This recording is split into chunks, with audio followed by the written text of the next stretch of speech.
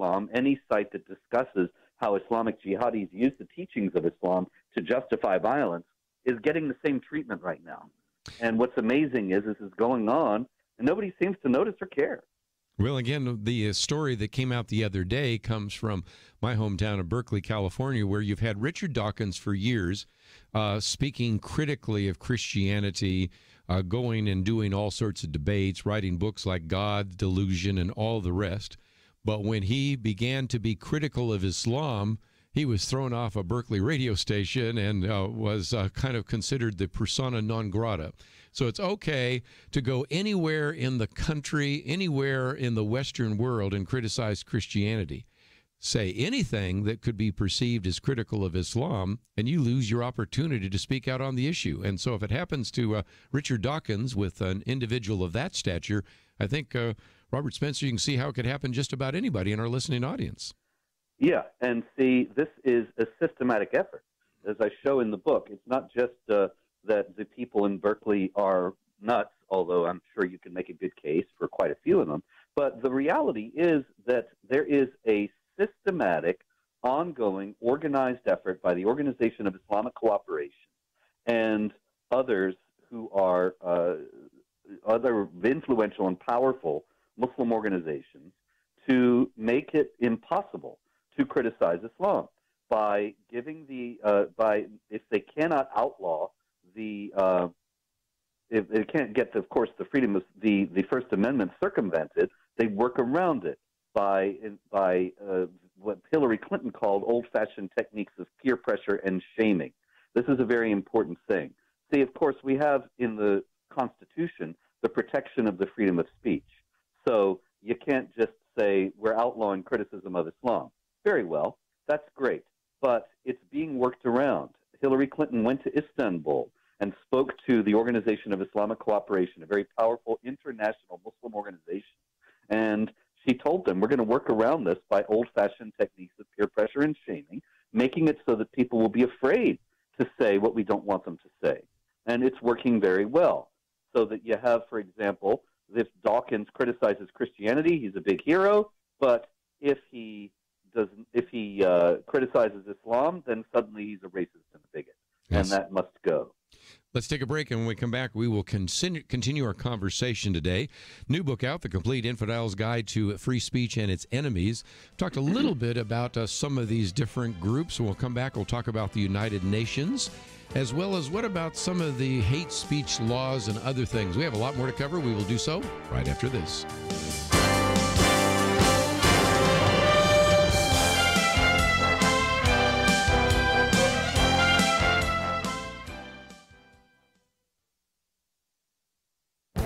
This is Viewpoints with Kerby Anderson. You know, columnist Kyle Smith says that the left have a hamburger problem. Let me explain. He borrows the phrase from Josh Barrow, who coined the phrase to explain why progressives and Democrats seem to be losing so much. He writes that Democrats' problem isn't that they're on the wrong side of policy issues.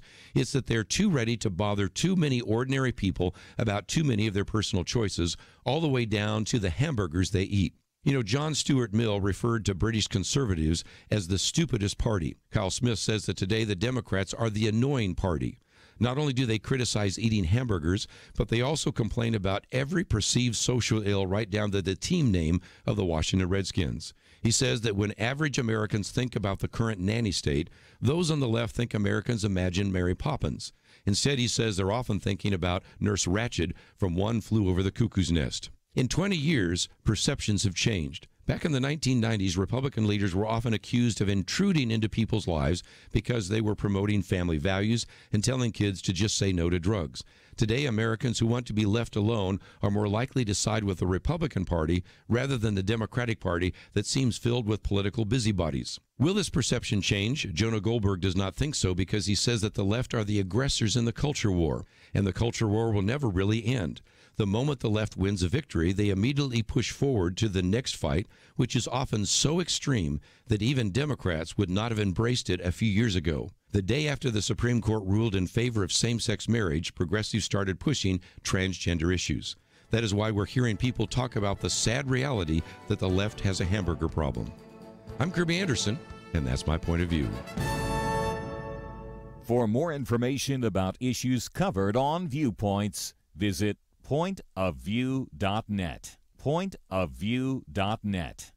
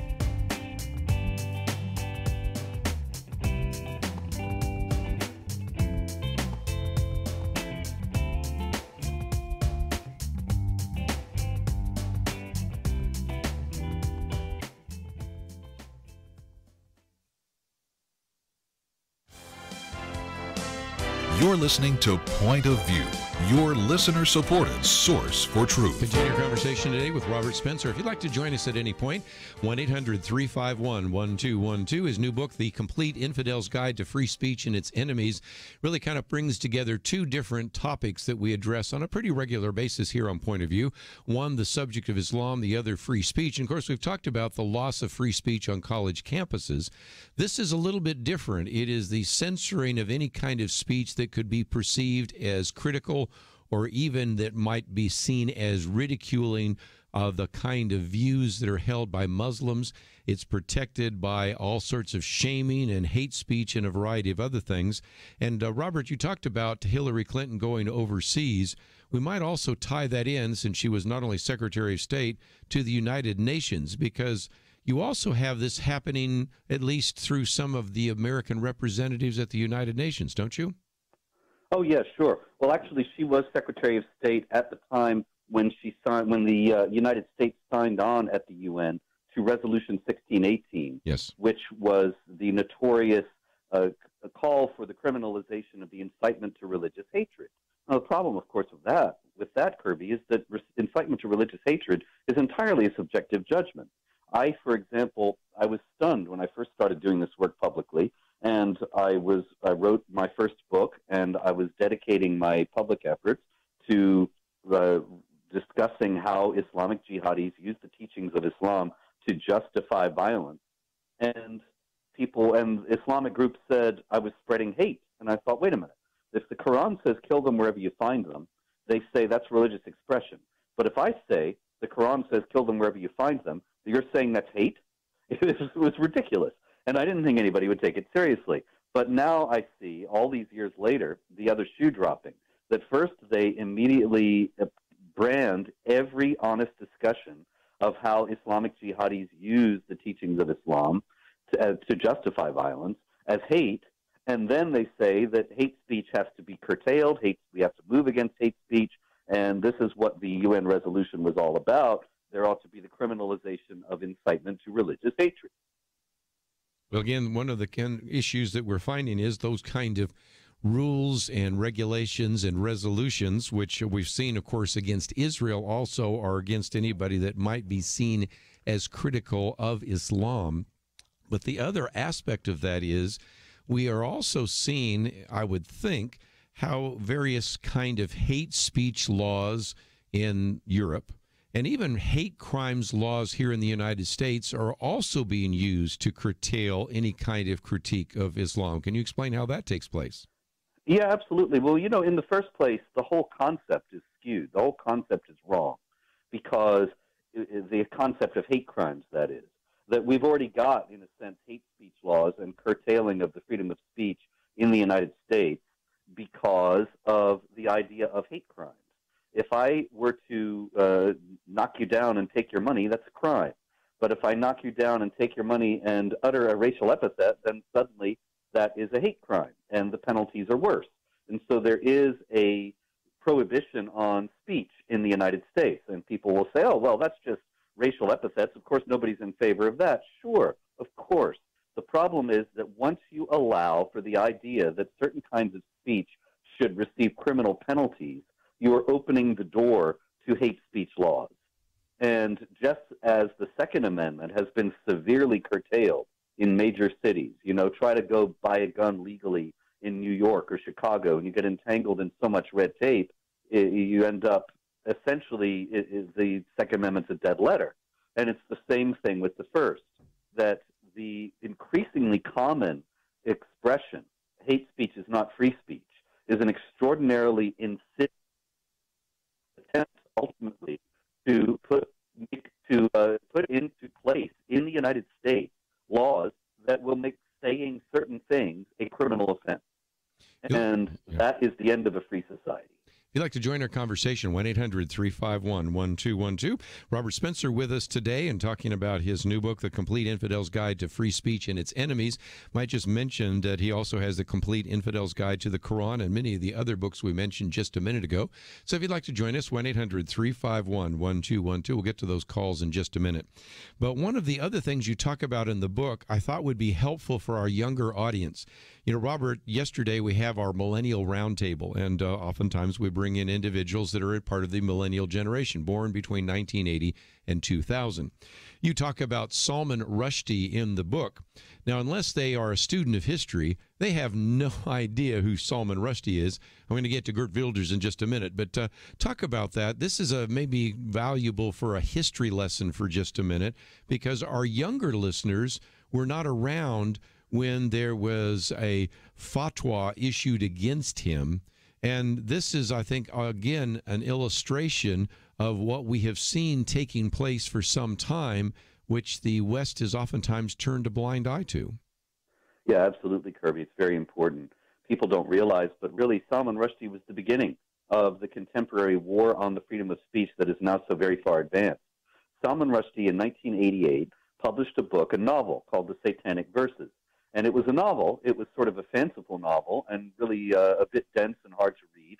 But the fact is that it was based on Islamic tradition called the Satanic Verses. And it was about an incident in Muhammad's life, the prophet of Islam, when he said that it was all right for the Muslims to worship the three goddesses that the Quraysh, which was Muhammad's tribe, revered as if they were the daughters of Allah. And then the next day, or not long after that, Muhammad realized, well, wait a minute, he's been preaching that there's just one God, and now he's sort of gone back on that. And so he said that Satan had inspired those verses, and they were scrubbed from the Quran. Okay, all very well. Ancient Islamic story, but Salman Rushdie made a novel out of it, and it became a very big deal when on Valentine's Day, 1989, the Ayatollah Khomeini of the Islamic Republic of Iran issued a call for Salman Rushdie to be killed. He said he had committed blasphemy against Muhammad, against Allah, against Islam, and thus the death penalty for blasphemy had to be applied to him, and there would be a reward for anybody who killed Rushdie. Now, he immediately went into hiding, and the British government actually paid for his massive security measures to protect him. And Salman Rushdie is alive to this day. And he was immediately hailed at the time, in 1989, as a hero, a warrior for the freedom of speech. And there was a great deal of discussion in the public sphere at that time of how important the freedom of speech was and how terrible it was for Iran to be working against the freedom of speech and calling for the death of somebody just for saying things. Now, that was then, and this is now. 26 years later, Pamela Geller and I sponsored a Muhammad art exhibit and cartoon contest in Garland, Texas on May 3rd, 2015. We didn't do it to insult Muslims or to provoke Muslims or to mock Muslims, anything of the kind, but what we were doing was this. Of course, in January 2015, you have the murder of the cartoonists of Muhammad, the Charlie Hebdo editors and cartoonists in Paris by Islamic jihadis who considered that they had committed blasphemy. And so we were realizing that when they say they'll kill you if you draw Muhammad, you either have to stand up and say we're not going to submit to bullying and we're going to draw Muhammad, or you're going to submit and say, yes, you can tell us you will kill us and get us to do what you want or not to do what you want. And so we were standing up against bullying and violent intimidation. And of course, in the aftermath of the Jihad attack on that event, Pamela Geller was roundly criticized by both liberals and conservatives, and people excoriated her for daring to provoke and insult Muslims. And I thought the difference, the descent from Salman Rushdie to Pamela Geller in 26 years is swift and astonishing and disquieting. And it indicates that there is a very great loss in the Western world of an understanding of why the freedom of speech is important and why it must be defended, and how it is that we cannot have a free society without it. Let's take a break, and when we come back, let's open up the phones, give you a chance to join our conversation.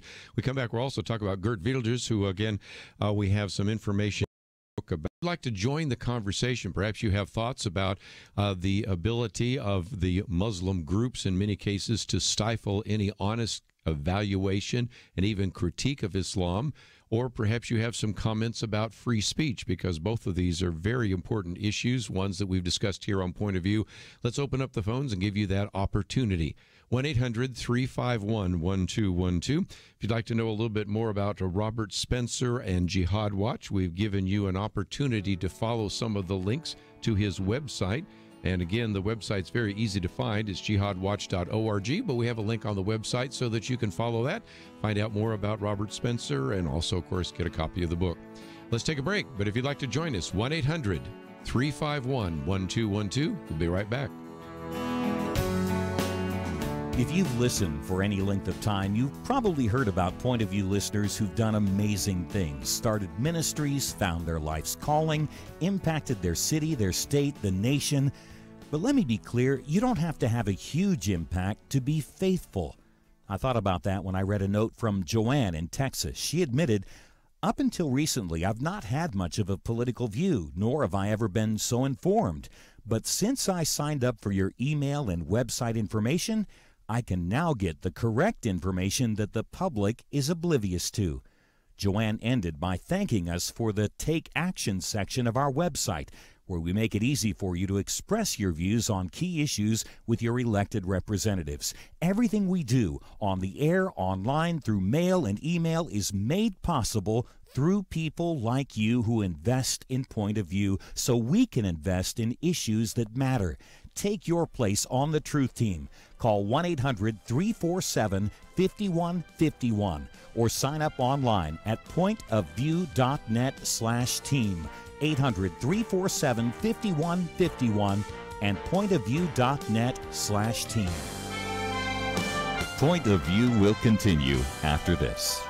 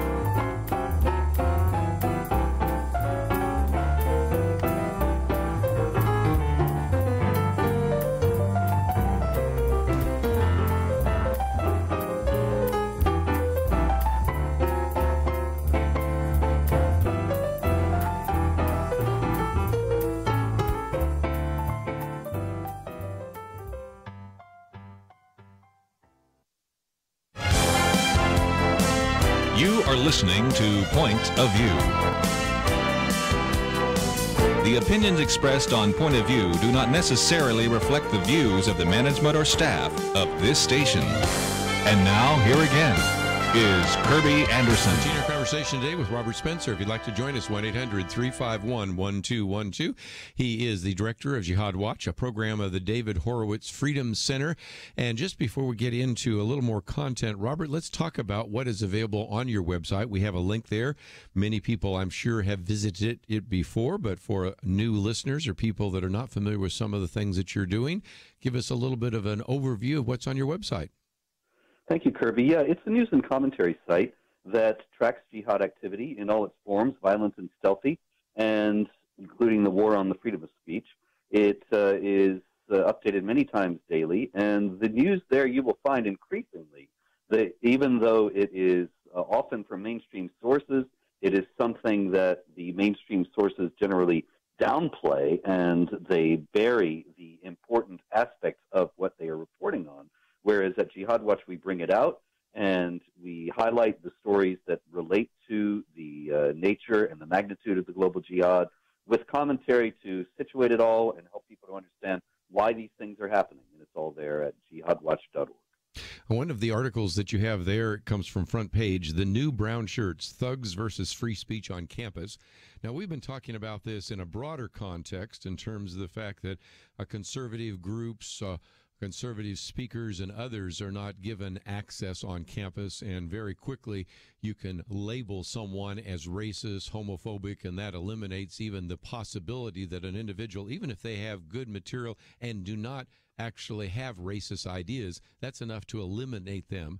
But it seems to me that another label that's used very effectively on campus is Islamophobic. And so talk about this idea, because you have a section in your book about the new brown shirts. Explain that if you might.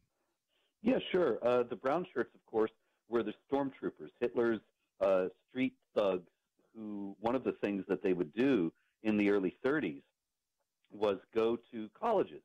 And there, if there were anti-Nazi professors, they would shout them down. They would not allow them to speak. They would physically menace them. And they would, above all, try to make sure that the anti-Nazi message did not get out. Now, it's the same thing nowadays. Only now, ironically, the new fascists call themselves anti-fascists. And there's even an organization, Antifa, which is a violent and vicious fascist group of street thugs that is very much like the brown shirts. And on campuses, these people, these leftists, they shout down and scream at and physically menace any speaker who deviates from the hard left line. And so I myself, I spoke this past spring semester at 3 different colleges, and at each one, because I am supposedly a notorious Islamophobe, it was as if Jack the Ripper were coming to campus. And there was such an uproar. There were protests, there were petitions, calls for me to be canceled, boycotts, alumni writing angry letters, and so on. And at one of them, the University of Buffalo, I did stand there for an hour and a half, but I barely got a word out because I was just screamed at while the campus police looked on. Now, the thing about this is that I guarantee you, Kerby, if you think about it, that if, say, a Guantanamo inmate were to be released and go to the University of Buffalo or the other universities where I spoke this past spring and shout "Death to America" in the middle of the campus, he would have been hailed as a hero. And it's increasingly clear that only one point of view is allowed on campus, and that is the hard left view. And anybody who dissents is vilified and menaced, just like the old brown shirts used to do. You've already sort of talked about what's happening in this country, but sometimes you can get a sense of where we're going if some things don't turn around. That's why I wanted to come back to Geert Wilders. You have him quoted in this book. Also, of course, he endorsed this. But again, it would be helpful, especially maybe for some of our younger listeners, maybe weren't of age when he was kind of getting known in the Dutch political scene, and also to recognize what his life is like today. Can you explain that, if you might? Absolutely. Geert Wilders is the leading opposition politician in the Netherlands, and he finished second in the last parliamentary voting that they had to the sitting prime minister. And he, for years now, has been one of the leading opponents of jihad terror and the mass Muslim migration into the West. And he's gotten a lot of heat for playing upon the inconsistencies of the mainstream view. For example, many European countries have hate speech laws, and they ban books. And so he says, well, if you're really going to ban hateful books, then you should ban the Quran. And a lot of people have said, oh, look how terrible he is. He wants to ban the Quran. When actually what he's calling for is just simply consistency, that if books are calling for violence and hate, the Quran calls for violence and hate. Why should these hate speech laws be applied inconsistently? And he's actually called for what he calls the European First Amendment and the repeal of all hate speech laws, because they are selectively and subjectively enforced, and only conservatives, only people on the right, only foes of jihad terror are ever accused of hate speech. And so he is actually one of the foremost heroes for free societies nowadays, and it's good that he is so well known. But of course, there is always in this a downside, and the downside in this case is that, of course, the other part of the claims of victimhood that Islamic groups constantly manufacture in the West is that there is the hint of menace on the other side, and he has received many death threats, and there have been active plots to kill him, and so he's under 24-hour guard all the time. He cannot move about freely. He's always staying in unmarked safe houses, moving around all the time, and this is just the reality of life nowadays for somebody who dares to speak out against jihad terrorism. And these are not just threats, because if you go to the Netherlands, there have been individuals who have been killed out on the streets. So this is a very reasonable reaction to what could indeed take place. It takes us back to Salman Rushdie. In some respects, it's kind of the modern day situation with Geert Wilders and many of the other individuals, including yourself, who speak out on the issue of Islam. Yes, really. I mean, I've received lots of death threats, and I actually was poisoned when I was speaking in Iceland a few months ago. And this kind of thing is just what happens. The left is increasingly intransigent, violent, immoral, and willing to do anything to silence those that it hates. And of course, this works hand in hand with the jihad agenda. You know, you talked about Europe, and one of the things I've wondered about, and since you did address it in the book, what about the Pope Francis, and some of the Catholic teaching, and what I think in some respects is an attempt to once again call for Catholics not to honestly look at the potential dangers of Islam? You've written a chapter on it, so I assume you would like to speak to that issue as well.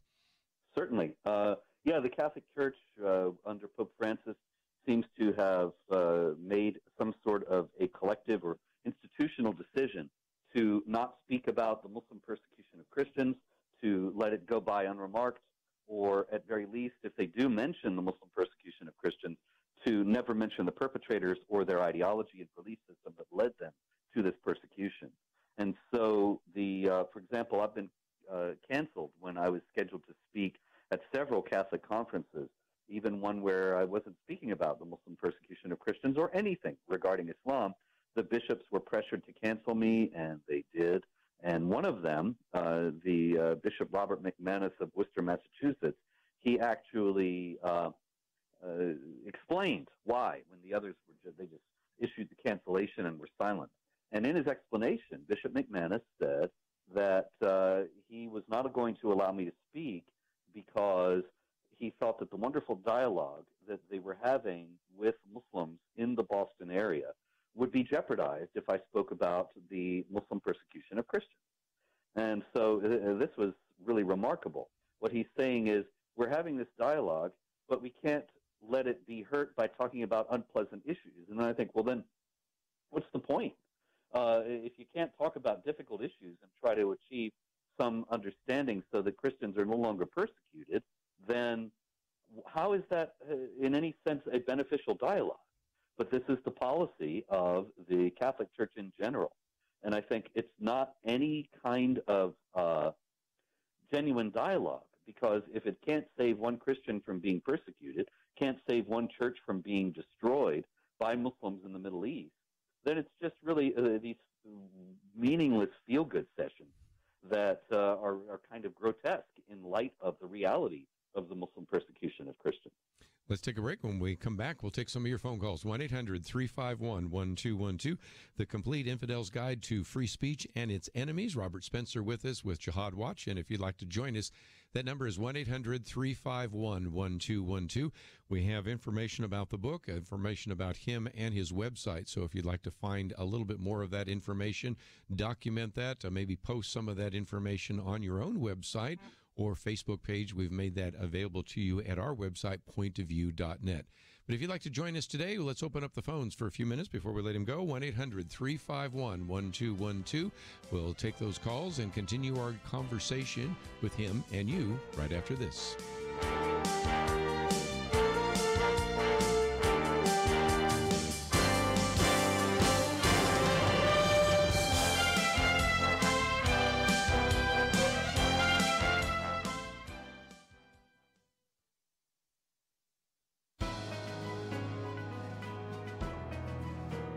Welcome to the First Liberty Briefing. I'm Jeremy Dice. Back in 2012, as the Mount Vernon City Council officially gavelled in their monthly meeting, someone offered a prayer. That's not terribly out of the ordinary, but something was different this time. This prayer took place at 7:28. The meeting officially started at 7:30. Everyone noticed the change. You see, the City Council had received a complaint from a local atheist questioning and disparaging the practice. He even told the local press, quote, "Having a prayer of any faith creates an atmosphere of exclusion," unquote. In response, the council took the prayer off the agenda and moved it ahead 2 minutes before official business began. No one was satisfied. To the atheist, it was still exclusionary. To the rest, it was one more capitulation of driving religion from the public square. The uproar was so great that the city council was compelled to pass a resolution restoring the prayer to the agenda. Well, the whole thing was avoidable. City councils have been opening their official business with prayer since our country's beginning. The Supreme Court has repeatedly affirmed this tradition, most recently explaining in Greece v. Galloway that legislative prayer is, quote, meant to lend gravity to the occasion and reflect values long part of the nation's heritage, unquote. In other words, cities opening their meetings with prayer are part of who we are as a country. To learn how First Liberty is protecting religious liberty for all Americans, visit firstliberty.org. You can learn how to protect religious freedom in the workplace, public schools, your church, the military, and more by downloading First Liberty's free Religious Liberty Protection Kits at firstliberty.org. That's firstliberty.org.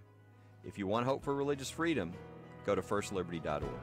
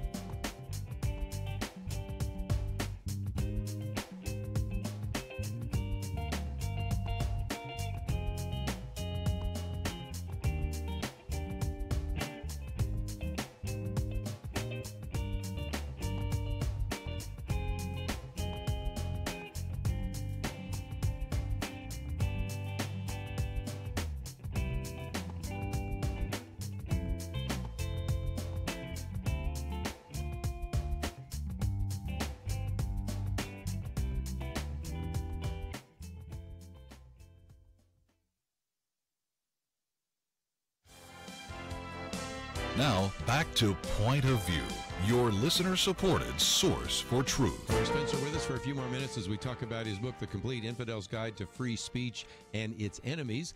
And one of the things I wanted to get into real quickly before I take a phone call is you were talking about being banned on campus. Essentially, you've been banned to even travel to the United Kingdom because of, again, what I think it was the Undersecretary in Home Office had in terms of some of your comments. Can you explain that? Yeah, actually, it was the Prime Minister, Theresa May. At that time, she was the head of the Home Office, and she wrote me a letter saying that I was not allowed to travel to the UK because I had said that Islam had doctrines of warfare against unbelievers, which is like saying I can't travel to the UK for saying water is wet or the sky is blue. I mean, it's so patently obvious that Islam has doctrines of warfare against unbelievers. But the thing about it is Kerby, these things all work together and are interlocking. Because what's interesting is that I don't have any criminal record. I have always been just a writer guy, and I'm banned from Britain for saying things that the British government doesn't like. And then when I was invited to speak on these college campuses, I see these petitions and protests, and I was reading an article about one of them, and the leader of the protest is saying he was banned from Britain. You have to be a real serious criminal to be banned from a whole country.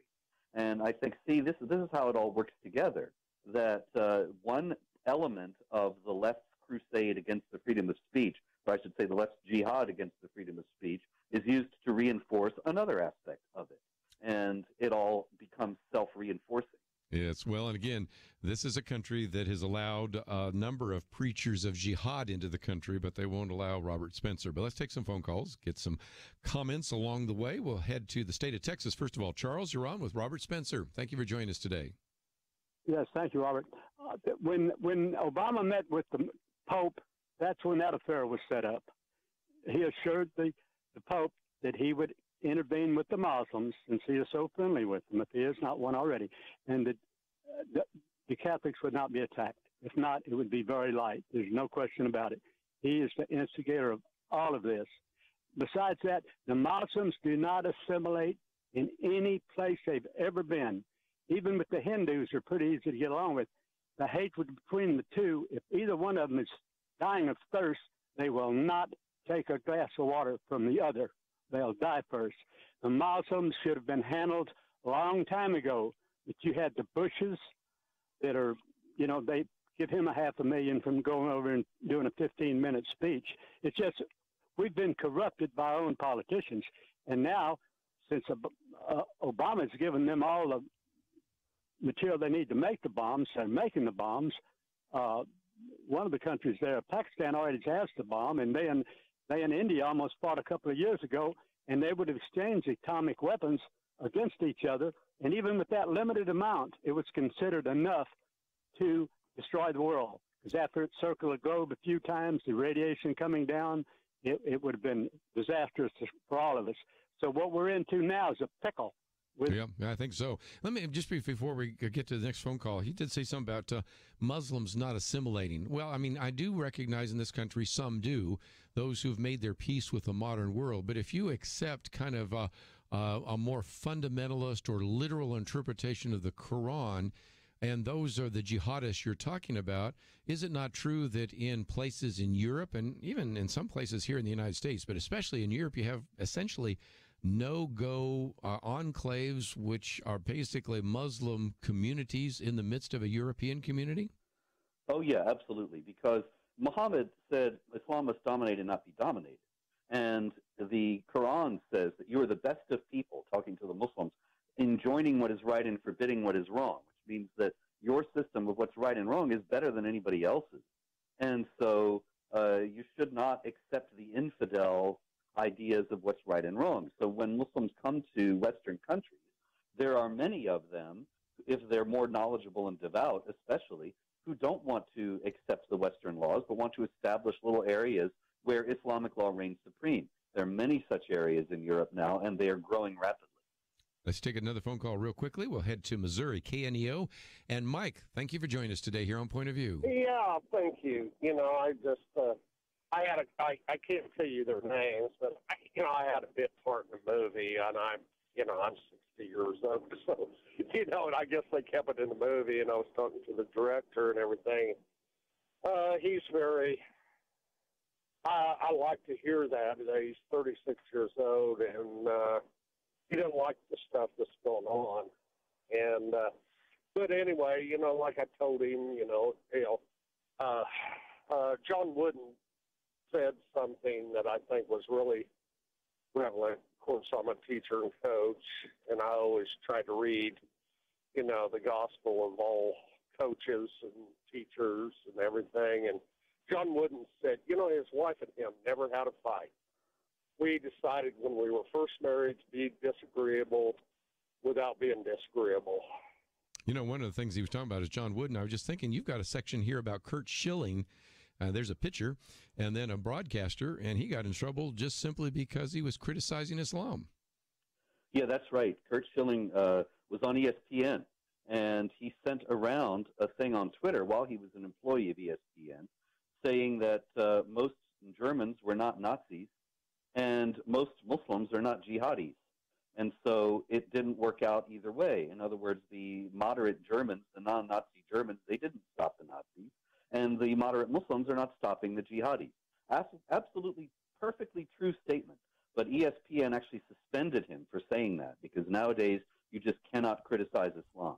And he was ultimately fired for saying other things that ESPN found to be beyond the pale of acceptable discourse. And I think anybody looking at that saying it's really not critical, it's just making a historical observation. I mean, you'd have to really go out of your way to see that as being hate speech or critical of Islam. But I guess, again, this is the world that we find ourselves in. And that's one of the reasons you wrote the book. You wanted to educate a lot of our listeners, as we've tried to do today, to have a level of discernment, to recognize that some of these social media organizations may be limiting what you can actually see, that there are individuals that are in the State Department or in the United Nations that are wanting to promote various ideas, and that we should pay attention to hate laws, hate speech laws, and things of that nature, because we can see how that has stifled any kind of honest evaluation of Islam. So this is one of the reasons I know that you wrote the book, and one of the reasons that you head up Jihad Watch there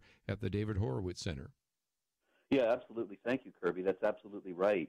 And, you know, see, the things like what happened to Schilling and what's happened to so many others, they have a chilling effect, because then other people see, wow, you can't say anything about Islam.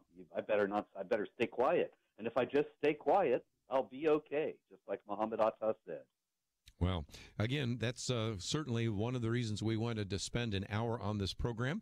In the second hour, if you still would like to make some comments, I will take some calls on that. But we are also going to be talking with General William Boykin about the ban on transgenders in the military. So those of you that would like to continue our conversation, you can stay on the line or just give us a call back in just a few minutes. But Robert Spencer, as always, thank you for joining us today here on Point of View.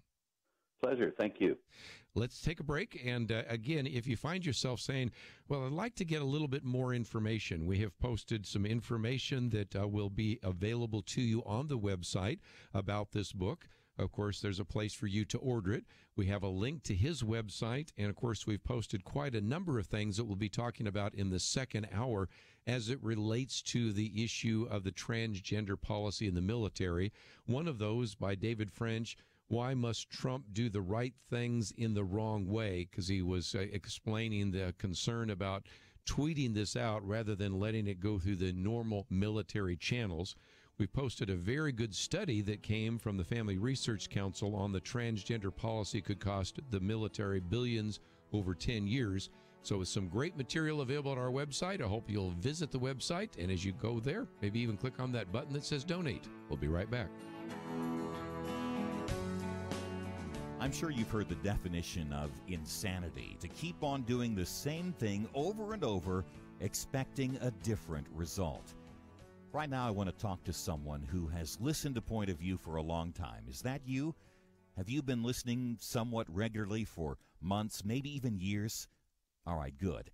When was the last time that you made the effort, the sacrifice, to invest in the work of Kerby and Point of View? If you're concerned about the direction of the nation, something needs to change. Point of View wants to expand its reach, to add to the number of stations airing the program, to change more lives that will change the nation. But that won't happen if you keep listening, but don't give back. Please, now is the time. Step up. Give online at pointofview.net or using the Point of View radio app. Or call 800-347-5151. 800-347-5151. Or again, visit pointofview.net, click on Become a Monthly Partner, and you be the change that America desperately needs. Point of View will continue after this.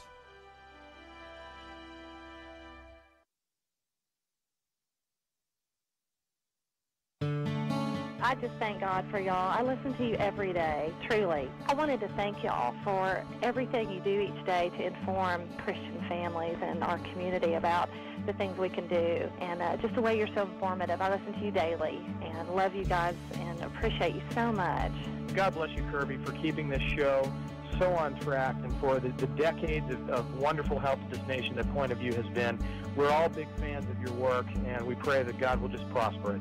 As a Christian, over the years that I've followed this program, I'm constantly challenged to be on guard and to evaluate what's going on. And if for no other reason, to protect the caliber and the truth of your programming, I need to participate and to back your program financially to ensure that the truth stays out there for people to hear, to view, and to be a part of.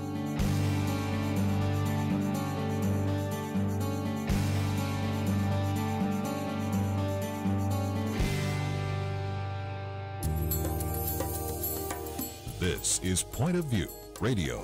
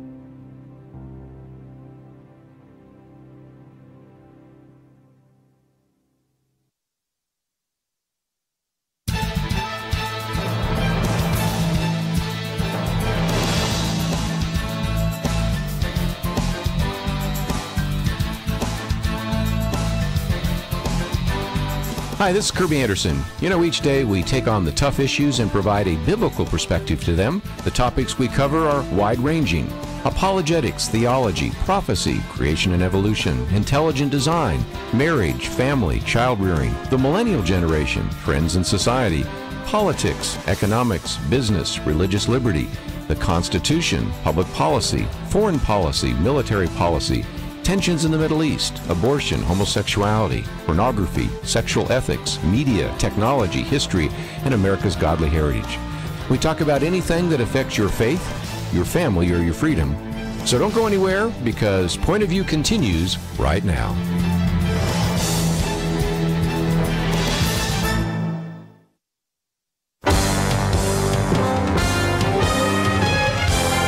Across America, live.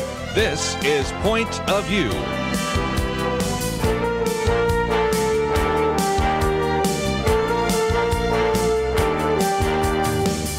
And now, Kerby Anderson. Conversation this hour obviously is going to be focusing a little bit of time and attention first on the transgender policy that is being implemented in the military. A little bit later, we'll have an open line and also talk about the votes on the issue of health care. A lot of this began simply because of a tweet by President Donald Trump. After consultation with my generals and military experts, please be advised that the United States government will not accept or allow transgender individuals to serve in any capacity in the U.S. military. Our military must be focused on decisive and overwhelming victory and cannot be burdened with the tremendous medical cost and disruption that transgender in the military would entail. We can have some conversations about whether that was the best way to announce the policy. We've published one piece by David French, Why Must Trump Do the Right Things the Wrong Way? We'll get to that a little bit later. But we've also taken some great material from our good friends at the Family Research Council, this piece by Peter Sprigg. Transgender policy could cost military billions over 10 years. And in addition to just the cost issue is the cultural degradation in the military.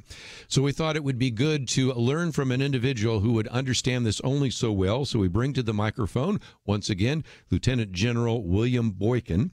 He serves as the Executive Vice President for the Family Research Council, but for 36 years actually was in the military. One of the original members of the U.S. Army's Delta Force, also was an individual that commanded a number of groups, including the Army's Green Beret, as well as the Special Warfare Center and School. And Jerry Boykin, thank you once again for joining us today here on Point of View. I am delighted to be with you. Thank you. Well, we appreciate your service to this country, appreciate your Christian stand on so many different issues. Let's take them in order. The first one is the issue of cost. And we have posted this piece and encourage people to go to frc.org to get it. We also have it linked on our website here as well.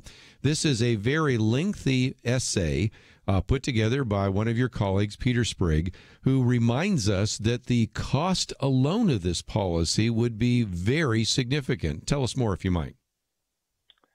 Well, it's not only the cost. Everybody thinks that Peter is talking about just the cost of the surgery and the hormone therapy, just the medical cost. But no, it's much more than that. It's the loss, when calculated in real dollars, the loss that occurs when a person is not deployable, when they're not capable of doing their job. Now, it seems like common sense that if a person, male or female, has that kind of surgery, there's going to be a significant period of time when they are non-deployable. So we are paying them full pay and allowances at a time when they are not able to do their job. And they come in knowing that they have that condition and that desire to make the change, and then we're going to pay them. So there's a loss of productivity there, and that has to be calculated into the equation. And then, there is also a provision that as they are leading up to that, for 1 year, they have to live as the gender that they choose to be in a civilian community to ensure that they are comfortable with it. Now, what does that mean? A soldier goes home at 5 o'clock in the afternoon, and then they live like that until the next morning. The point being that, again, there's a loss of productivity because the military doesn't work 9 to 5. It's just not the way it is. So I think what Peter is doing the calculations on more than just the medical cost associated with this. Well, again, in the whole section there on the cost of time lost, but also a lot of that comes from a RAND study. We quoted that briefly yesterday, but this isn't just, research done by the Family Research Council. Of course, you do a very good job there as well. But this comes from other individuals and other groups that have looked at this issue as well, not to mention the conversation that President Trump has had with his own generals. And so we're talking about something that is pretty established, and yet you wouldn't think that this was anything more than an attempt to discriminate against transgendered individuals if you were to listen to some of the broadcast on the mainstream press right now. Yeah, let's do a comparison with professional sports. If you recruited a player who said, "No, there's going to be a period of time where I'm just not going to be able to play," would you do that because you want to win? Well, that's what the nation's military is there for, is to win wars. Now, what's the logic of bringing people into our military that are not going to be able to contribute to this overall concept of winning wars? It is illogical, but it has gotten so out of hand that in some cases we've just lost our logic. One of the other things we've posted here is this wounded warrior just explained why Donald Trump's transgender ban is very important. And it's a series of tweets by J.R. Saltzman, individual that served in Iraq, and reminds us of the issues of what you are dealing with if indeed you're on the front lines, the stress of being out there, the various tensions, the concerns about IEDs, the need for unit cohesion. As an individual that, of course, served in the Delta Force, oversaw the Green Berets, can you speak to that issue as well? Yeah. Listen, again, Douglas MacArthur stood in the dining facility at West Point in 1963 and reminded the cadets there that, and this is what he said, your mission remains constant, fixed, inviolable. It is to win the nation's wars. Now, it takes every soldier, sailor, airman, Marine, Coast Guardsman has to be ready to go, and they have to be ready to not only serve for the oath that they took to the Constitution, but to serve for the people on their right and left, people that they come to respect, people that they had make a commitment to, that I'll be there when you need me. I'll never leave a fallen comrade. It's a principle. And by the way, in 1993, and what you know as Black Hawk Down, we fought there for 18 hours because of 2 dead bodies of our comrades that no one was going to leave behind in that city, and we fought for 18 hours trying to get them out of there, and we took more casualties in the process, but it was a principle there. Now, when you have people, let's just say that transgenders are perfectly acceptable to everybody. It doesn't disrupt the unity or the cohesion, but then you take that situation and you say, but you're going to be away from the team. You're not going to be able to contribute to the team for a period of time. You're going to be out from time to time because you're going through this therapy or you're going through the surgery and so forth. What does that do to the cohesion and the camaraderie of an organization that is there for one purpose, and that's to win the nation's wars? We're going to take a break, and we'll continue for just a few minutes with General William Boykin, but I'd love to get your comments as well. Perhaps some of you have served in the military and can speak to this issue, looking at this new transgender policy that, first of all, could cost the military billions, but also could affect the culture within the military. And so this announcement made by President Donald Trump, we'll come back also and address briefly that issue as well. Was it the wisest thing to do to announce it in a tweet, or wouldn't it have been better to maybe actually put together some factual statements, get a vote in Congress, and make it a permanent policy? So if you'd like to join us, we'd love to hear from you. 1-800-351-1212. We'll be right back.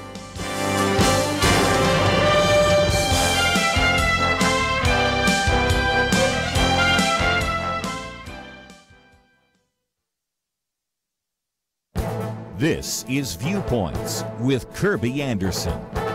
You know, columnist Kyle Smith says that the left have a hamburger problem. Let me explain. He borrows the phrase from Josh Barrow, who coined the phrase to explain why progressives and Democrats seem to be losing so much. He writes that Democrats' problem isn't that they're on the wrong side of policy issues. It's that they're too ready to bother too many ordinary people about too many of their personal choices, all the way down to the hamburgers they eat. You know, John Stuart Mill referred to British conservatives as the stupidest party. Kyle Smith says that today the Democrats are the annoying party. Not only do they criticize eating hamburgers, but they also complain about every perceived social ill right down to the team name of the Washington Redskins. He says that when average Americans think about the current nanny state, those on the left think Americans imagine Mary Poppins. Instead, he says they're often thinking about Nurse Ratched from One Flew Over the Cuckoo's Nest. In 20 years, perceptions have changed. Back in the 1990s, Republican leaders were often accused of intruding into people's lives because they were promoting family values and telling kids to just say no to drugs.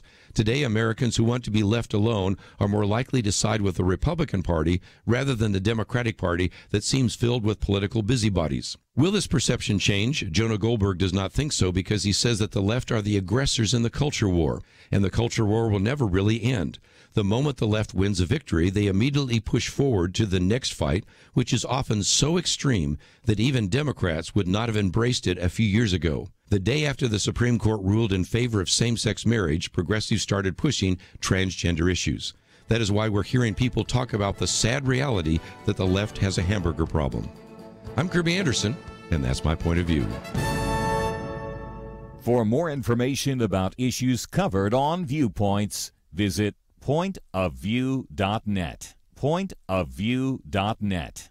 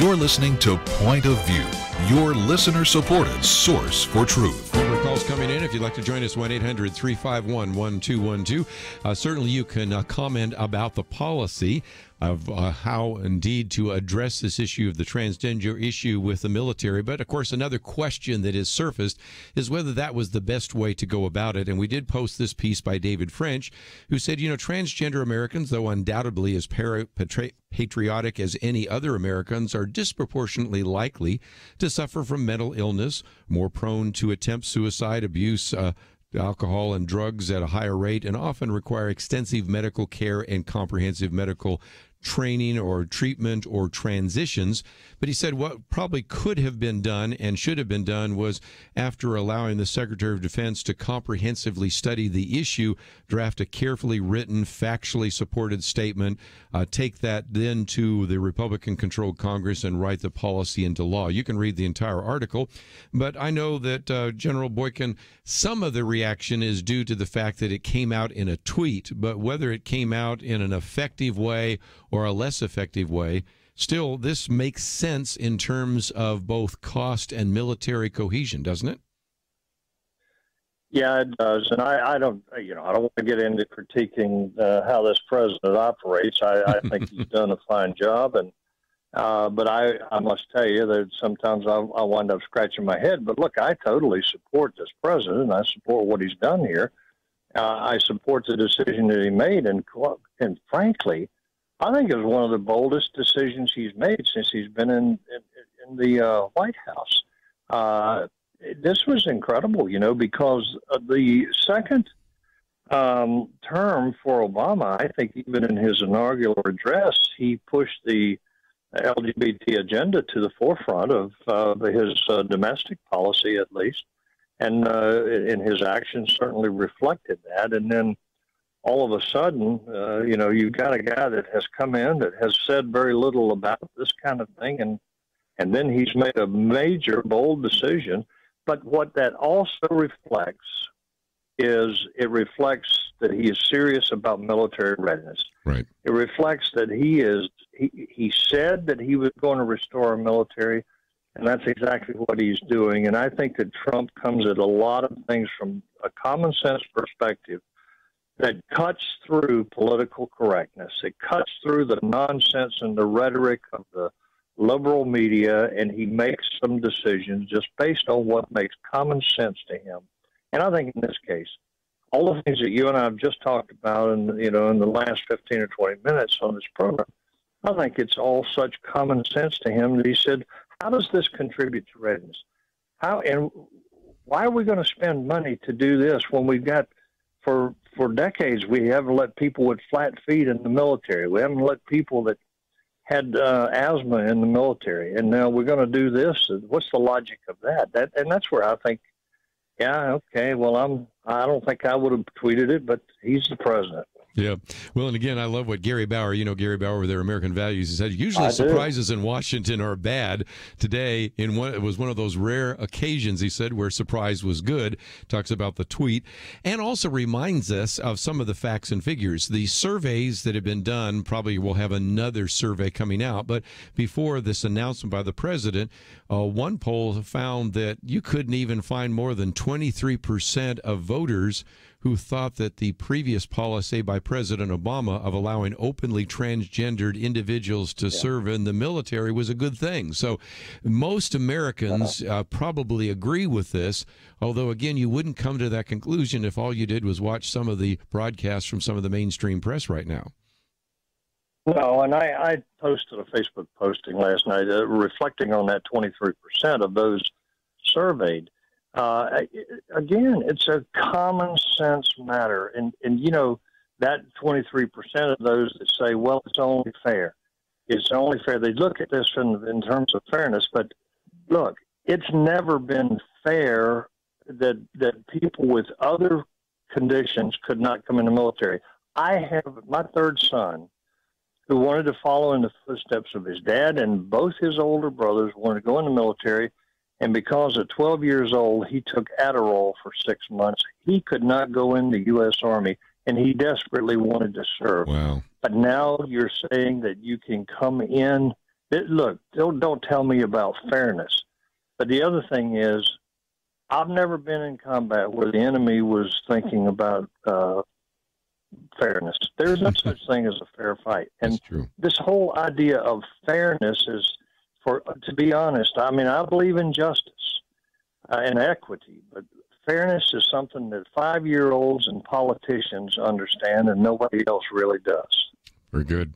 Well, General Boykin, we appreciate the good service that you do there. Please say hi to Tony Perkins and Peter Sprigg and others. We have a link to frc.org. Let's talk for just a minute before we start taking some phone calls. I'll let you go about what is available there at the Family Research Council, including this issue brief, which I think is a good thing for people to read in case they'd like to post it on their own Facebook page or website. But what's available at the Family Research Council? Yeah, go to our website, frc.org, and we have issue papers on all of the key issues of the day. We keep you informed of what's going on in Washington, particularly in the Congress, and pending legislation, and quite frequently we'll have a request for you to sign a petition that we will send sometimes to the president, sometimes to members of Congress. But you can track us on frc.org. Okay. General Boykin, thank you so much for your service to this country. Thank you for giving us some time here on Point of View. We look forward to the next opportunity. Enjoyed being with you. Thank you. Let's take a break, but just before we do so, let me take a few of the phone calls, because we do have a bank of phone calls of those of you that would like to weigh in with some of these issues. And so we'll head to Georgia first, WLPE. Marcella, thank you for joining us today here on Point of View. Hello, sir. How are you? I'm good. What would you like to add to our conversation? Okay. It may not be much, but this thing about the president tweeting so much information, it's taken away from his seriousness.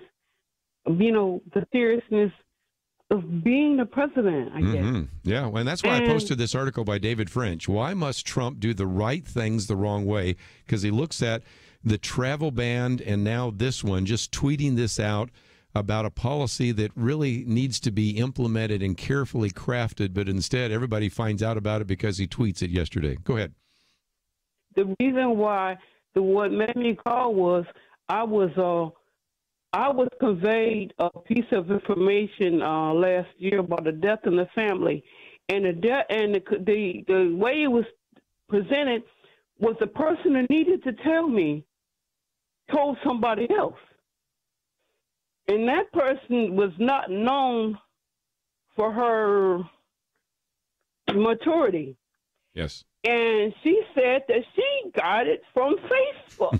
Yeah, I know. I am a baby boomer. I'm struggling to learn all of this stuff. And half of it to me is totally stupid. And I like Trump. I voted for him. But, you know, wow. I think he's still got a little ways to go.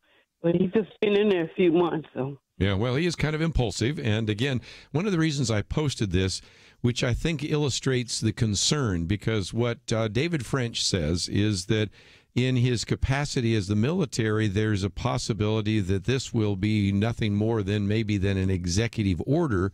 And so the point he makes is if you had gone through the more systematic way of doing this, of having your Secretary of Defense study this comprehensively, then you draft a carefully written, factually supported statement describing in detail the military justifications for the policy. Then, with the backing of the Pentagon, you approach the Republican-controlled Congress, write the policy into law, then you'd have a permanent standard. But now, because of all the hubbub, it's quite possible that the best you're going to get here is executive order, which means the next president can turn right around and reverse it. So while I know he is eager to get things done, and I understand that certainly he wanted to let people know about this, in part, I would have to say, because of the vote down of Representative Vicky Hartzler, who actually had introduced an amendment which would have prohibited the military from paying for gender reassignment surgery or hormonal therapy. In some respects, I knew he wanted to kind of jump ahead and deal with that issue by not going through kind of the logical processes that other presidents have.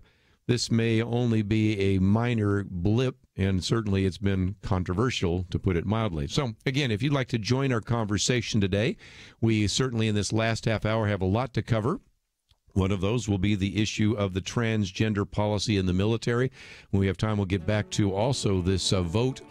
And so far, all the things have been voted down on the idea of repeal or repeal and replace for the Affordable Care Act. If you'd like to join us, 1-800-351-1212. We'll take those calls right after these important messages.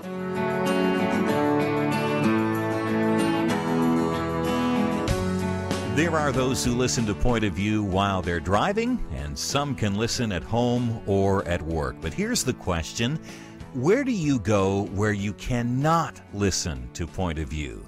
Well, if you have the app, the free Point of View radio app, the answer is just about nowhere. This is an on-the-go world, and now wherever you go, Point of View goes with you. Visit the Apple or Google Play Store and download the free Point of View app. You can listen and watch the program live or play it again later. Get Kerby's Viewpoints commentary. Click the Take Action link, learn about important issues, and make a difference in this world.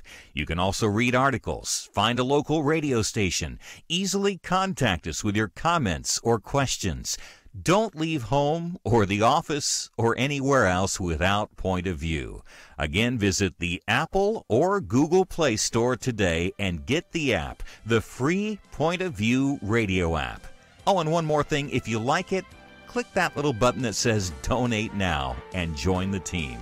Point of View and the Point of View app, with you on the go.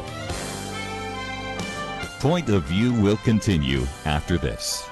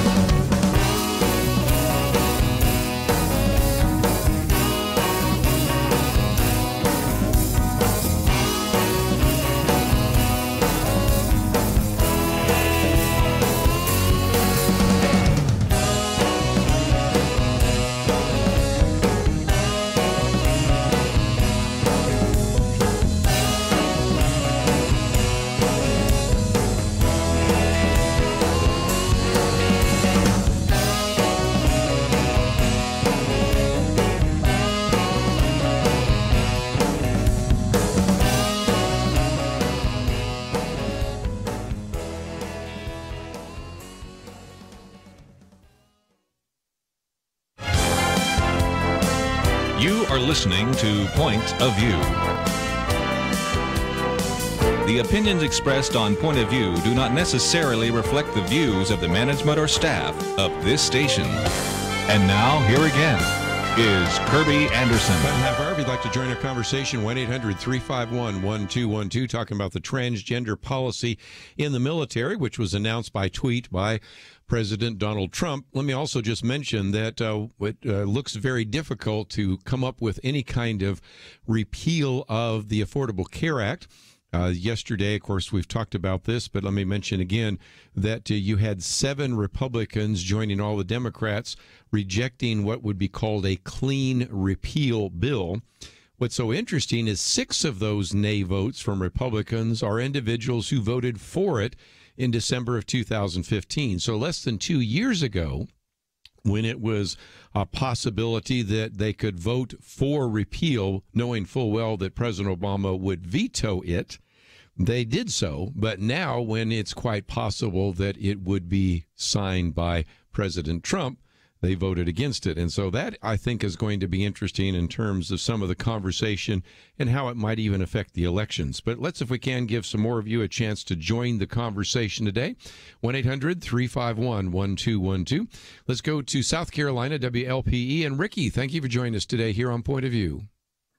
Well, good afternoon, sir. I appreciate you taking my call and really do appreciate you guys and the service you provide. Well, thank you. I just had a quick comment, if you would. I'd like to add my 2 cents. Sure. I'm a prior service member, and as I'm sure you guys can tell, you don't typically have much choice as to where you sleep, where you shower, what kind of conditions you're on. Very true. I've always kind of held it here in America. Pretty much you're right in where they impede on another. I just don't feel like a service member should be forced to sleep or shower 3 foot from either someone of the opposite sex or a transgender person. That's pretty much all I had. Well, and that's another aspect of that. Now, that wasn't necessarily one of the things that was mentioned either by those in the military or by President Donald Trump, but it's something else to think about. You have at least 2 issues that did surface. One was the cost, and we are talking about, in the case of not only the actual cost, which some people estimated about $8.4 million, which is a small amount, but when you get into the Peter Sprigg article that we've posted here, that it could cost the military billions, because as what we heard from just a minute ago, General Boykin, we're not just talking about the cost of the surgery, the hormones, but we're talking about the cost of time lost. And then, of course, the other issue was what many people have called the cultural degradation of the military, or the loss of unit cohesion. And, of course, you raise one other issue, and that is just people feeling uncomfortable. If you feel uncomfortable because you don't like somebody's religion or race, I'm sorry, that's not going to wash. But when you aren't even sure what the person's sexuality might be and a variety of other things, that could be another issue. It wasn't one that was mentioned, but, of course, you put that one on the table, along with, I'm sure, some others that we're going to hear from some of the other callers. So let's go back to the phones. I think we have someone who's actually served in the military as well. So we'll go to Georgia on the Good News Network. Stephen, thank you for joining us today. Good to talk to you, Kerby. Yes, what would you like to add to our conversation? Well, I simply want to make this comment. After having served 30 years in the military, I'm a retired lieutenant colonel. The bigger problem is social action, social actions. You will have people who are transgender who are going to say, I am not getting promoted because I'm transgender. You're discriminating against me. That is a huge argument. It's already occurred with the homosexuals and the lesbians, but it will continue with transgenders. They're not only putting lives at risk, but they're also discriminating by the fact that they're going to use that as an argument for being promoted. And they've done it, and they've done it, and they've done it. We're tired of the political correctness. It's time for the military to do what the military does, defend the nation. As a former chaplain lieutenant colonel, I didn't want to hear their sexual preference. I wanted to hear that they could do their job. Right. That's what the military is all about. Final comment, Donald Trump is the commander-in-chief. He's the boss. He can do it any way he wants. If he wants to tweet, he is the boss. And the generals follow suit. That's the way the military works.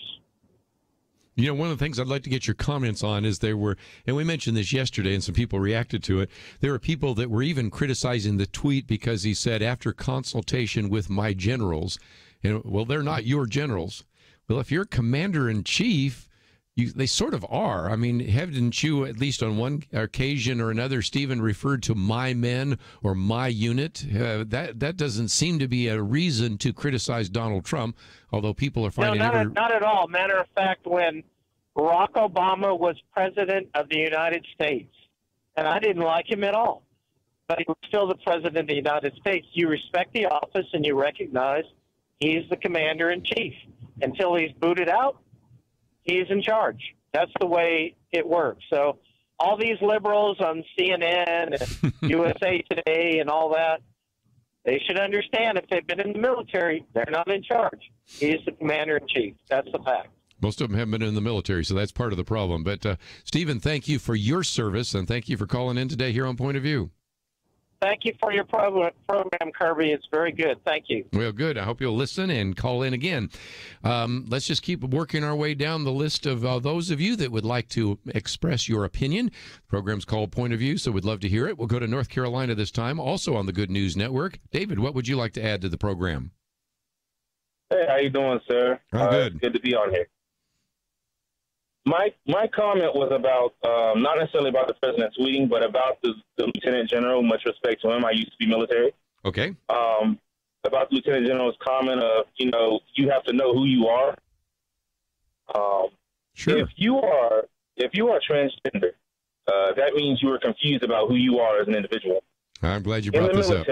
Yeah. In the military, I served for 4 years in the Marine Corps. In fact, I still live in a town that is all about some service. If you're not part of the service, you are related to somebody in the service, or you will marry somebody who's related. So everybody's connected to somebody in the service in this city. That just is the way it is. But if in the military, if you have to make split-second decisions, there can't be, well, maybe we should go in, maybe we shouldn't, maybe we should wait. You do that and you die. Your training says to go ahead. And therefore, as a transgender, if you're just confused about whether you're a boy or a girl, how can you then make a decision about whether to go in to a building or not go into a building, whether to take a mountain or not take a mountain with your brothers and sisters' lives on the line? Hesitation is death as far as the Marine Corps is concerned. So how can you then make a choice if you don't even know who you are as a male or a female? Well said. One of the things that we've posted here is this one article, Wounded Warrior Explains Transgender Ban. It is a series of tweets which he says, I served in Iraq in 2006, talks about the fact that he's in a fire base out in the middle of nowhere. He said every day was Groundhog Day. You wake up, you do the same thing, same patrols, same shifts. It's so hot, 150 degrees in the gun trucks. And then he says, tracer fire would go overhead occasionally at night, IEDs on the road and all the rest. And the point he's making is there's a lot of stress out there already. It didn't take much for individuals to just kind of go crazy. As a matter of fact, a lot of the younger guys would have trouble with the overtime, the way it sort of eats at each other. And pretty soon you're kind of at each other. And he said sometimes guys would just literally snap over a Dear John letter. And then, so personal issues began to be effective. And he said, now move to this individual who doesn't know who he or she is and is still trying to figure out in the midst of their gender dysphoria that they're in one of the most stress-producing environments in the world. What do you think is going to happen? So that's kind of the point he was making in the article we've posted here today. And, David, I think you brought a little bit of understanding to that as well. So thank you for sharing that with us today. Yes, sir. You have a good day. Well, let's take a break, and when we come back, we'll take some more phone calls, because if you'd like to join us, 1-800-351-1212. We've talked about the military. Also love to get your thoughts as well, because we'll probably spend more time on our weekend edition tomorrow getting into the fact that so far the attempts to change the health care circumstances that we're under right now under the Affordable Care Act, known as Obamacare, are not changing at all. Of course, the House have done their business, but the Senate can't seem to come up with anything that would pass at least 50 votes. And so there are some real questions about whether or not there will be any kind of relief, especially to many of you that complain about the fact that the price is too high, the premiums are too expensive, the deductibles are too high, and you can't seem to find a doctor that would actually take your insurance policy in the network. So if you'd like to join us on that issue, either today or especially tomorrow in our weekend edition, we certainly do welcome your phone calls. 1-800-351-1212. Let me mention again, we've posted a couple of these articles on the cost of the transgender policy, doing the right thing the wrong way, which was something we talked about with Marcella just a minute ago. And then, of course, this one that I just talked about with David, Wounded Warrior Explains Transgender Ban. So some of those resources are available to you in case you're engaged in some kind of conversation. You'd like to cite some of those or send them to some people that are talking about it, we certainly make that available on our website, pointofview.net. We'll be back right after this.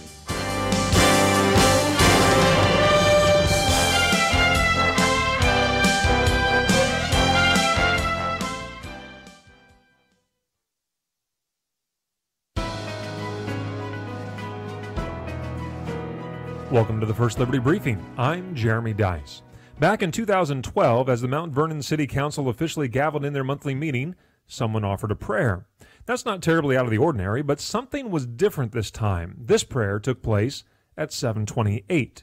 The meeting officially started at 7:30. Everyone noticed the change. You see, the city council had received a complaint from a local atheist questioning and disparaging the practice. He even told the local press, quote, "Having a prayer of any faith creates an atmosphere of exclusion," unquote. In response, the council took the prayer off the agenda and moved it ahead 2 minutes before official business began. No one was satisfied. To the atheist, it was still exclusionary. To the rest, it was one more capitulation of driving religion from the public square. The uproar was so great that the city council was compelled to pass a resolution restoring the prayer to the agenda. Well, the whole thing was avoidable. City councils have been opening their official business with prayer since our country's beginning. The Supreme Court has repeatedly affirmed this tradition, most recently explaining in Greece v. Galloway that legislative prayer is, quote, meant to lend gravity to the occasion and reflect values long part of the nation's heritage, unquote. In other words, cities opening their meetings with prayer are part of who we are as a country. To learn how First Liberty is protecting religious liberty for all Americans, visit firstliberty.org. You can learn how to protect religious freedom in the workplace, public schools, your church, the military, and more by downloading First Liberty's free Religious Liberty Protection Kits at firstliberty.org. That's firstliberty.org. If you want hope for religious freedom, go to firstliberty.org.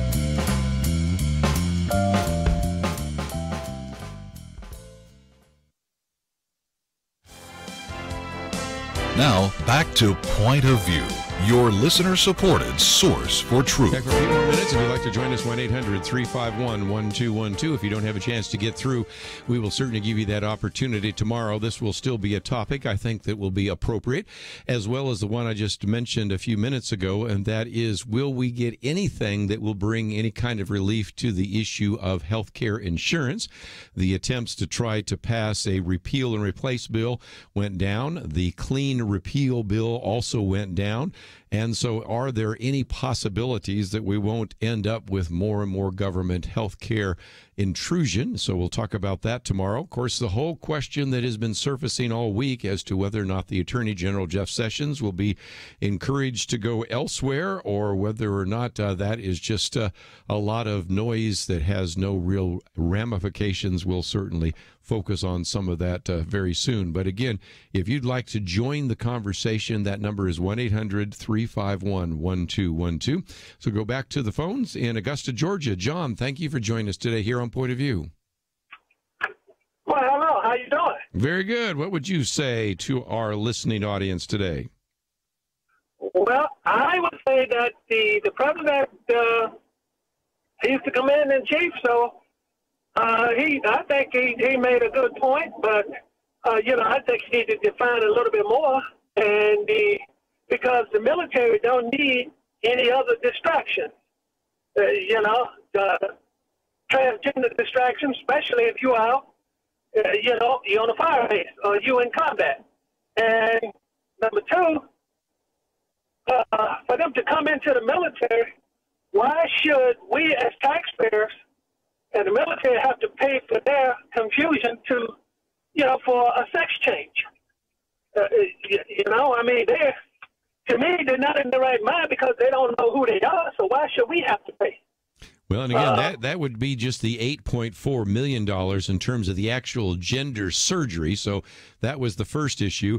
And again, to give credit where credit was due, Representative Vicky Hartzler from Missouri, we've had her on the program before, back when she was actually running for office, introduced an amendment to prohibit spending our tax dollars on gender reassignment surgery or hormone therapy. But that was voted down, interestingly enough. You had a number of Democrats as well as some Republicans that said, no, we don't want to prevent that from happening. So I think that's what forced the hand of President Donald Trump, why he decided to tweet this out, since there were some real questions about what kind of policy is going to be allowed in the military. And again, I've heard a number of you say, well, he is the president, he is the commander-in-chief, and back to this issue of common sense, which we talked about for a little bit of time with General William Boykin. This is an individual that comes to this and says, this is common sense. If I were the head of an NFL team and I had an individual that said, well, yeah, you can hire me, but it's going to be a while before I get to play football, they're going to say, well, then I don't want you on the team if you can't actually perform. Or if you were hiring individuals to actually build a building, which is something that the Trump empire has been doing for some time, and saying, yeah, but I won't really be able to get on the job for a while because I'm going through various kinds of questions and therapy and psychological counseling. Again, you'd say, well, common sense would say, then I don't want you on the team. So whether you look at this from a biblical point of view, which we certainly do, whether you look at it from a psychological point of view in terms of people having some kind of gender dysphoria, or whether you just look at it in terms of just a common sense dollars and cents and what makes sense and what would actually be effective, those are all reasons I think that certainly we could support this policy that the president has put forward. And as I pointed out just a minute ago, Gary Bauer says, usually when we get a surprise in Washington, D.C., it's not good news. This is one of the few times it was surprisingly effective and certainly very different than the policies that have been implemented in the past by President Barack Obama. If nothing else, it illustrates a theme that's sort of run through this week. You might remember yesterday I was talking about some of these regulations that have been overturned, almost 800 different regulations under the Trump administration, most of those that came during the Obama administration, and then through some of these executive orders, a lot of changes. So anybody that said, well, I don't really think that the election of Donald Trump changed anything, they haven't really been paying attention. And, of course, that's one of the reasons we've spent some time here on Point of View talking about these issues, simply because we are convinced that the mainstream media has spent so much time talking about the Russian issue. And we'll come back to it again perhaps tomorrow in our conversation. But that has really taken the focus away from the judicial appointments, the regulations, and even the things that have been implemented within some of these various cabinet offices. So again, we'll get into some of those issues, and if you'd like to join us, that number is 1-800-351-1212. We'll talk next to Norma, calling in from South Carolina. Norma, what would you like to add to our conversation? I just don't agree with a lot of this, with all the sex, gender stuff, all this. I just think it's a shame and a disgrace for our country, and I know God's not pleased with it, and it's just making it sad and harder for our little children coming up. I have two, and soon to be third, little great nephew, and it just breaks my heart to look at them and think what they may be taught in schools, where I understand that some of these here reports I've been hearing on the news, they want to teach little kindergartners all this kind of mess, and I just think it's a shame and a disgrace, and I don't agree with it. I pray for it and pray for our country, our president, and I don't think, I'm not too sure about the Twitter stuff. It don't seem like that's appropriate for a president to be doing. Well, and we posted that article so you can read that as well. But back to your point, Norma, is really important to maybe strike the perspective for a minute and just really kind of come back to that. Because when we had Nick Pitts on yesterday, he was talking about the fact that, maybe there's about 7,000 people that fit into that transgender category, but look how they have dominated the news. If nothing else, it should cause some of us to say there are a whole lot more individuals that have Christian convictions than 7,000 in America. I mean, this number is much larger. And just look at how a small group of individuals which are dedicated, working with the media and social media and working with various kinds of groups, have been able to really kind of dominate the conversation. And that's perhaps, if nothing else, another lesson to learn.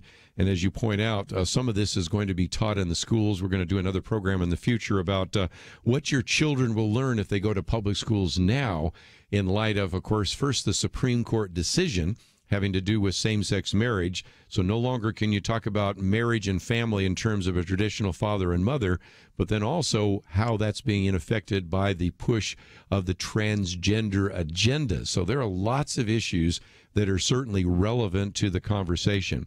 If nothing else, I apologize. There are some of you online that would like to get through, and we just simply couldn't process the calls quickly enough. So if you'd like to call in tomorrow, we'll put you up front and center, because we'll have Penna Dexter, Debbie Georgiadis with us, and we're going to be looking at some of these very important issues in the news. We'll talk, obviously, about this transgender policy once again. We're going to look at, is there any possibility that Congress, before it goes on its August recess, will do anything to begin to even fix some of the problems that are a result of the Affordable Care Act? Or are we going to continue down this death spiral in which people are going to spend more and more for premiums and get less and less because the deductibles are so high? And we'll also, of course, revisit the issue of Russia. We'll talk about the question as to whether or not Jeff Sessions will remain as Attorney General, and a lot of other issues will be front and center tomorrow on our Friday weekend edition. If you'd like to know a little bit more about Robert Spencer's book, it's available on our website, pointofview.net. If you'd like to find some of the articles that we have posted today on the transgender policy, it's all available at our website. I hope you'll go to that website and maybe even click on the button that says donate. I want to thank Andrew and Elisa for their help behind the scenes. Have a great day. We'll see you back here tomorrow for our Friday weekend edition.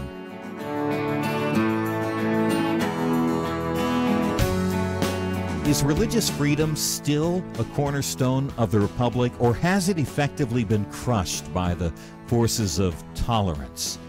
America needs Christians to be informed and as unified as possible, applying God's wisdom to civic life. Point of View can be a key part of a successful mission. I believe in America. I believe God wants His best for us. We can face whatever the world throws at us as long as we stand together. If you have not signed on, please do it now. Support Point of View Radio today at pointofview.net. Set up your monthly gift by clicking the Truth Team 360 picture and then carefully follow the directions. Pointofview.net. By phone, you can give at 1-800-347-5151. 800-347-5151. Or mail that first donation to Point of View, Box 30, Dallas, Texas 75221. Box 30, Dallas 75221. Or call us 800-347-5151. Point of View is produced by Point of View Ministries.